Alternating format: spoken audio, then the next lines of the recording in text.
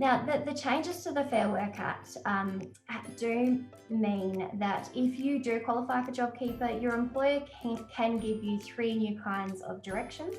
So the first one is they can give you a stand down direction. So that could be to stand you down completely.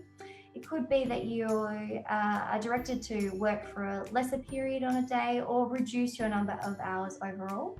But this can only happen if you can't be employed as usual because of COVID-19 or because of the government initiatives to slow the transmission. So they have to prove that connection with COVID-19. They can also direct you to perform other duties. So this wouldn't normally be allowed, but if you're on JobKeeper, this is something your employer can now do.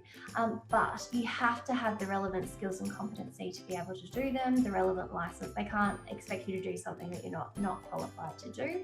And it must be reasonable. It must be within the scope of that, your employer's business operations, so not something completely different. They can also direct you to work at a different place, but only if it's necessary to continue the employment of one or more employees. So if that place, it could be your home, if it's not, they can't require you to travel an unreasonable distance. So all these new directions, they have to be reasonable, they must be safe, including having regard to the nature and spread of COVID-19.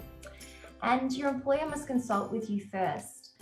So your employer has to give you written notice at least 3 days before the direction comes into force. It can be a lesser period if you genuinely agree to a lesser period of notice. Important point on these directions is that if